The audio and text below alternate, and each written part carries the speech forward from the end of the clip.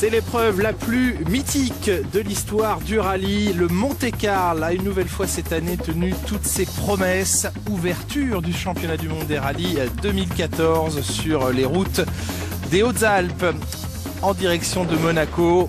Vous avez vécu sur Sport Plus pendant 3 jours ce rallye incroyable qui nous a surpris évidemment avec des conditions, vous allez le redécouvrir, très compliqué.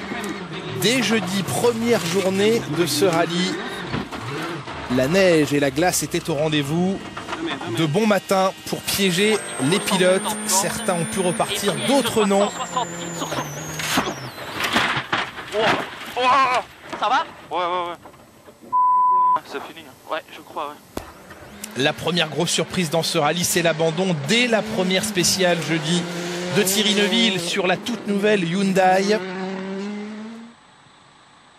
L'équipe coréenne qui signe son retour dans le championnat du monde des rallyes cette année est privée de ses 2 pilotes dès la première journée du rallye puisque le coéquipier de Thierry Neuville, Dani Sordo, va abandonner quelques heures plus tard. Sébastien Ogier arrive sur le Monte-Carlo en champion du monde en titre, mais vit une première journée délicate suite à des choix de pneumatiques difficiles. Il est un homme qui, lui, a fait les bons choix de pneus. C'est Chris Meek. Il avait embarqué dans sa Citroën des pneus neige. Bonne intuition du pilote Citroën. Et puis ce garçon, Brian Bouffier, pilote privé sur ce rallye, qui ne bénéficie donc pas du soutien des grosses équipes et qui pourtant réalise un début de Monte-Carlo parfait. Mats Osberg, nouvelle recrue chez Citroën, va vivre une deuxième journée un petit peu plus mouvementée avec cette sortie de piste à l'arrivée de la 8e spéciale. Sébastien Ogier va limiter quelques secondes plus tard. Il s'en serait bien passé sur cette caméra amateur. Eh bien, on se rend compte que entre l'arrivée de la spéciale et le point stop obligatoire, la distance était sans doute un peu trop courte, ce qui a obligé Sébastien Ogier à faire du hors-piste et provoquer une énorme colère. La colère de Jari-Matti Latvala, contraint de s'immobiliser dans un village. Crevaison pour lui. Dépassé alors dans la spéciale par Elfyn Evans. Et une fois la roue changée, Jari-Matti Latvala va devoir patienter un long moment dans les projections de boue et de neige d'Elfyn Evans, qui va pourtant de manière très sportive s'écarter pour laisser repasser le Finlandais. Mais Latvala va perdre dans cette spéciale quasiment 2 minutes sur ce changement de roue. Dans Sisteron, l'épreuve, la route mythique de Sisteron, et bien Mikkelsen se fait prendre au piège comme d'autres par la glace. Et il faudra l'intervention de nombreux spectateurs pour venir dégager la voiture du Norvégien. Robert Kubica nous avait offert un début de rallye fantastique en remportant notamment les 2 premières spéciales de ce Monte-Carlo. Malheureusement, sa deuxième journée va s'arrêter ici contre le pilier d'un pont.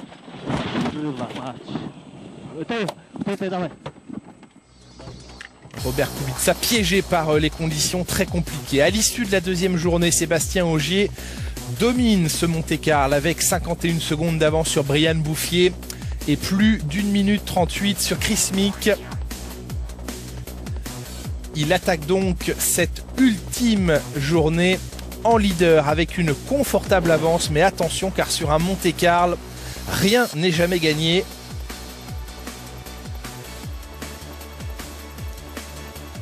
Et évidemment, on aperçoit ici le Turini dans lequel vont passer d'ici quelques minutes les pilotes. Quand il neige, nous explique Jari-Matti Latvala, il y a plusieurs possibilités.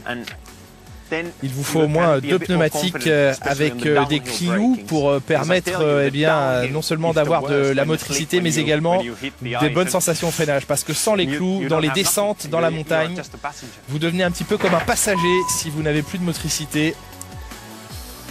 Et effectivement, dans cette dernière journée, les choix de pneumatiques vont encore s'avérer cruciaux et faire la différence.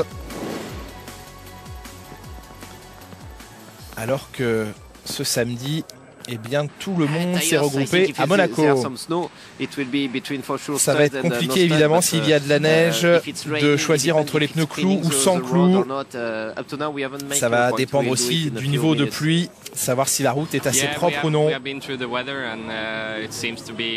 Il va falloir composer avec la météo et ce sera compliqué, nous dit Mats Osberg. En altitude, on peut s'attendre aussi à avoir des conditions compliquées. Et je ne pense pas que beaucoup utiliseront des pneus slick aujourd'hui. Nous savons tous que le col du Turini est un challenge, nous explique Chris Meek.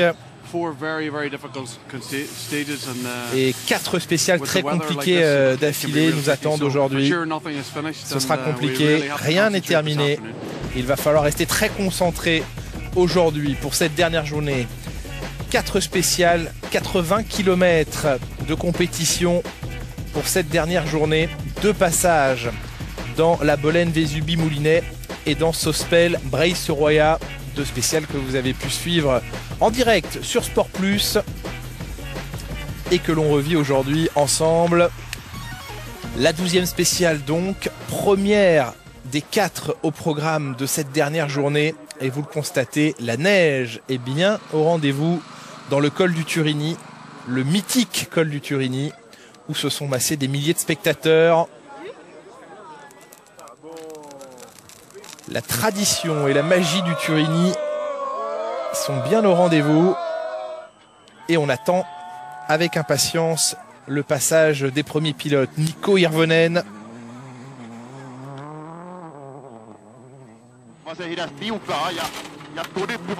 qui vit un rallye difficile. Il est 7e à ce moment de l'épreuve.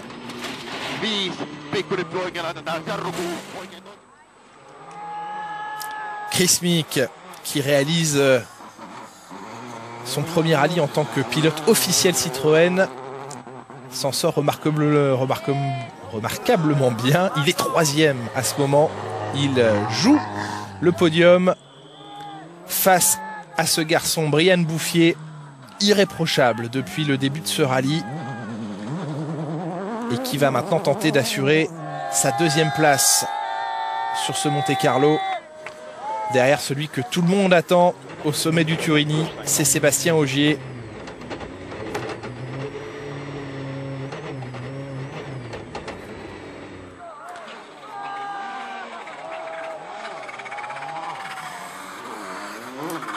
Ogier qui va passer en tête au sommet du Turini comme à l'arrivée de la spéciale.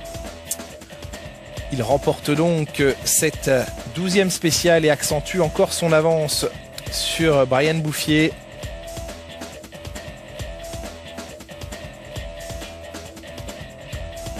Et dans le classement, ça joue serré entre Elfyn Evans 6e et Mikko Hirvonen 7e. Et vous allez voir qu'après la neige, la pluie va continuer de venir perturber ce Monte-Carlo, 82e du nom. Après être passé par Gap, la ville d'origine de Sébastien Ogier, les pilotes vont rapidement prendre la direction de Monaco et s'établir pour la dernière journée dans la principauté.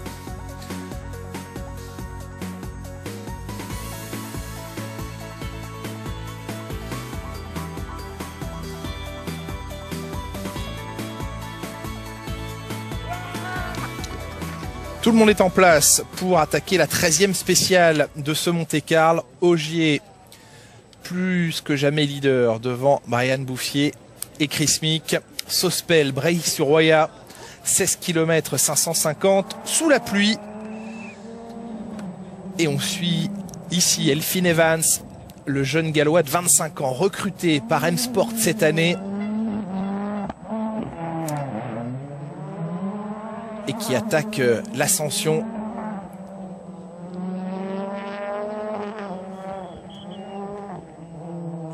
Lui qui n'a jamais piloté à tel niveau s'en sort remarquablement bien.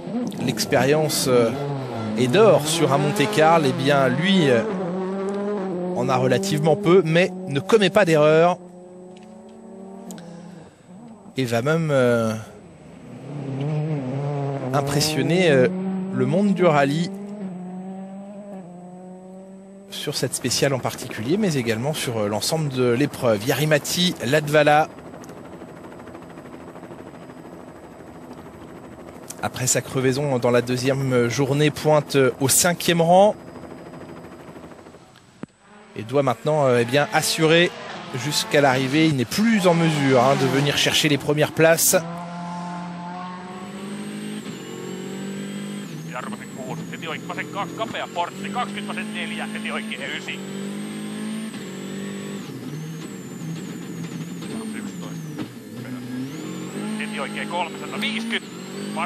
Et on savoure le passage dans ses épingles. Où le frein à main, évidemment, sert largement. Jari-Matti Latvala qui va venir prendre la 3e place de cette 13e spéciale.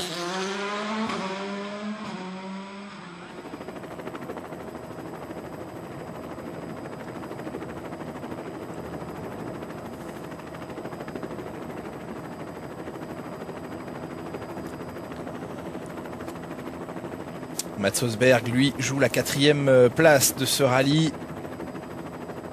Lui aussi, l'an passé en difficulté, malchanceux souvent lors de son passage dans les rangs de M-Sport et qui a souvent commis des erreurs aussi, qui doit donc gagner en constance, tout comme Chris Mick, dont la pointe de vitesse n'est plus approuvée, mais qui est trop souvent sorti de la route. Et bien sur ce Monte-Carlo, pour l'instant, il ne commet pas la moindre erreur et se positionne sur la 3e marche du podium provisoire. Chris Mick qui va venir prendre la 2e place dans cette spéciale où les pièges une nouvelle fois étaient très nombreux.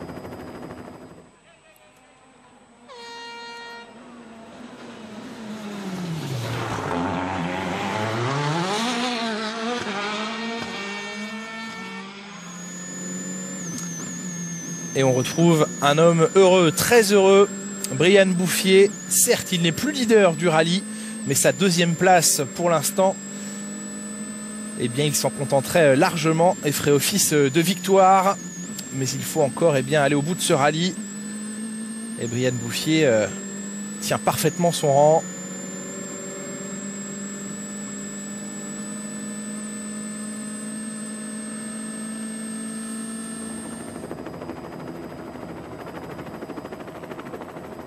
Le Français qui va assurer dans cette 13e spéciale. Le mot assuré est tout relatif puisqu'il termine 5e de la spéciale.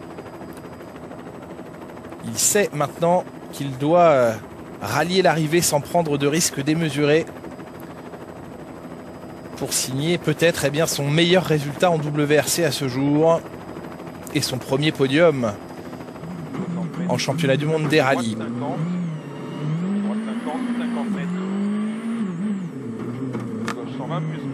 Gauche 1 plus qui ouvre 70 mètres. Gauche 118 Milon.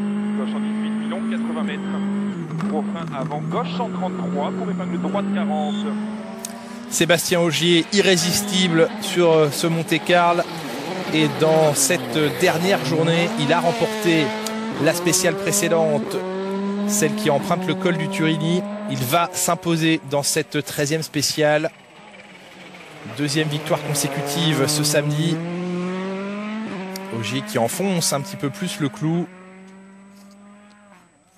Droite 140 bon Milon pour gauche en 40 bref sur un frein. 60 mètres gauche en 30 plus. 60 mètres gauche en 30 plus, 120 mètres. Et c'est un Julien Ingrassia à ses côtés dans la Polo Air WRC. Julien Ingrassia serein qui lui annonce les notes. Et Ogier qui remporte donc cette 13e spéciale. L'avance du Français passe à plus d'1 minute sur son compatriote Brian Bouffier. Chris Mick pointe maintenant à 1 minute 49. Et il semble que la messe soit dite pour ce podium. Mais vous allez constater dans quelques secondes que ce rallye a encore quelques surprises à nous offrir. Et notamment cette neige massive dans le Turini. Des conditions météorologiques qui, du début à la fin de ce rallye, auront largement animé l'épreuve. un coup d'œil sur le WRC2 avec la victoire de Protasov en WRC2, la deuxième division du rallye mondial. Protasov qui entame parfaitement sa campagne 2014. Rejoint sur le podium par l'Italien Bertelli, qui va signer un retour en WRC2 tout à fait réussi et qui signe ici son meilleur résultat en championnat du monde des rallyes. Robert Barrable va compléter le podium de ce WRC2.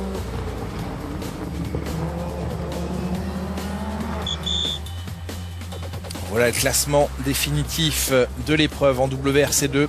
Protasov s'impose donc devant Bertelli et Barrable. Armin Kremer échoue au pied du podium, l'Allemand à la 4e position. Retour à la course en WRC et vous le constatez, l'annulation de la 14e et avant-dernière spéciale. Le deuxième passage dans le Turini, eh bien malheureusement n'aura pas lieu. Énormément de neige. Et Melicharek, qui s'est lancé en premier dans cette spéciale, va tout simplement sortir de la route sans gravité, mais bloquer le passage dans cette spéciale qui contraint donc les officiels à l'annuler et à emmener eh bien, la caravane du WRC directement vers la dernière spéciale de ce rallye, dernière 15e spéciale. La pluie est au rendez-vous, ça c'est une valeur sûre maintenant sur cette édition 2014 du Monte-Carlo. Et reste encore un petit peu plus de 16 km à tous les pilotes avant d'en terminer, mais rien ne leur sera épargné jusqu'au bout. C'est le brouillard maintenant qui fait son apparition et qui pourrait refroidir les ardeurs de la plupart des pilotes, mais ce n'est pas le cas d'Jari-Matti Latvala qui continue d'attaquer au maximum dans cette dernière spéciale parce qu'elle est synonyme de points supplémentaires. La dernière spéciale, vous qui suivez le rallye sur Sport Plus avec nous maintenant depuis un moment, vous le savez, il s'agit de la Power Stage. Les 3 premiers à l'arrivée de cette spéciale inscriront 3 points, 2 points et 1 point pour le 3e. Il faut donc eh bien, ne rien lâcher, même si le podium et si les places semblent assez figées. Eh bien, il faut encore se battre. Et Latvala reste en tête de cette spéciale. J'ai essayé d'attaquer un maximum, mais il y avait énormément d'eau stagnante dans cette spéciale. Et j'ai eu un problème avec mes lumières dès le début de la spéciale. Elles ne s'allumaient pas toutes et j'ai notamment perdu les lumières qui se trouvent sur mon pare-choc à l'avant. Et il y avait tellement de brouillard. Évidemment, j'ai essayé d'attaquer fort, mais il y avait pas mal d'eau. Mais au final, bon, c'est plutôt une belle performance. Effectivement, pour l'instant, dans cette dernière spéciale, Latvala s'accroche au meilleur temps.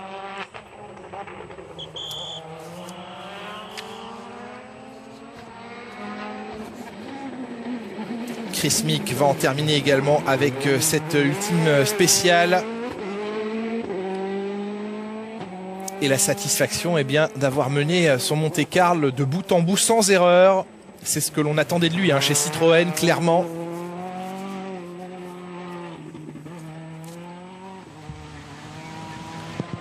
C'est avec une certaine prudence que l'Irlandais du Nord va regagner l'arrivée. Reste à savoir en quelle position lui aussi peut prétendre à des points dans cette Power Stage. Le temps de Latvala, 10 minutes 41 et 5 dixièmes. Ça ne suffira pas pour Chris Mick, qui va provisoirement prendre la 2e place à près de 5 secondes de Latvala, qui a placé la barre très haut dans cette ultime spéciale. Vous êtes le premier pilote britannique depuis 10 ans à monter sur le podium au Monte-Carlo. Ce rallye a été complètement fou. Le Turini, oh mon Dieu. Je n'avais pas imaginé que ça pouvait être comme cela. Il y avait de l'eau partout dans la spéciale. J'ai essayé de rouler à peu près tranquillement et je suis heureux d'être arrivé. Je suis très heureux de ce premier rallye en tant que pilote officiel pour Citroën. Je remercie Yves Maton de sa confiance. Et en ayant terminé ce rallye, je pense que je peux terminer tous les autres. Brian Bouffier, lui aussi, va pouvoir se satisfaire largement de cette 82e édition du Monte-Carlo. Il a réalisé une épreuve fantastique. et va venir dans quelques kilomètres empocher la deuxième place de ce rallye après l'avoir mené sur la première partie de l'épreuve.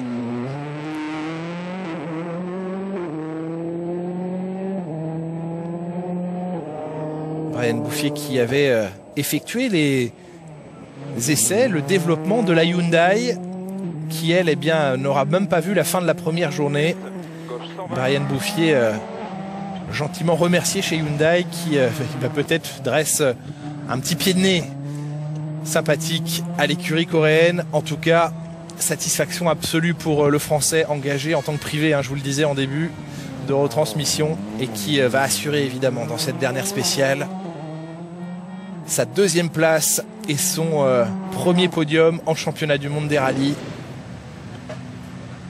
Il n'a pris aucun risque sur les derniers kilomètres de spécial.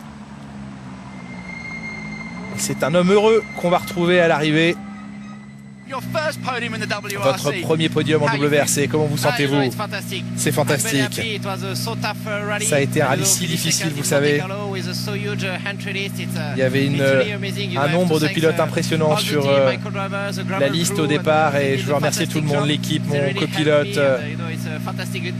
C'est un jour fabuleux pour moi. Il est champion du monde en titre, Sébastien Ogier, et il a parfaitement répondu aux attentes sur ce premier rallye de la saison. Ferme 120 bons, ferme 120 bons. Bouffier moins 0,6 et piège, reste à droite, Aqua, 200 mètres, droite 140 à fond, Aqua. Droite 140 à fond, Aqua. Pour Gauchy. Reste à combien? Reste à droite? Ouais. Droite 140 à fond, Aqua. Pour Gauchy, sur léger frein 40 mètres, droite gauche 140 plus et 3 pas cordes. Sur frein 60. Et à l'arrivée de la spéciale, Jari-Matti Latvala attend anxieusement de savoir si Sébastien Ogier, dans cette dernière spéciale, va pouvoir venir lui dérober le meilleur temps et empocher les 3 points de cette Power Stage. Ça va se jouer au 10e de seconde entre les deux hommes. Ogier franchit la ligne avec 2 dixièmes de retard sur Jari-Matti Latvala. Le soulagement du Finlandais qui remporte donc cette ultime spéciale du Monte-Carlo 2014. Les 3 points de la Power Stage qui l'accompagnent.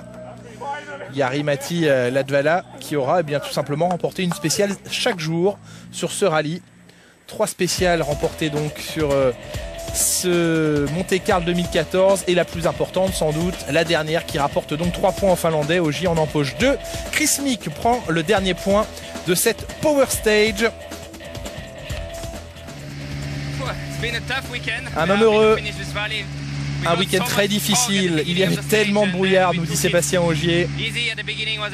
J'ai été un petit peu prudent sur le début de cette dernière spéciale,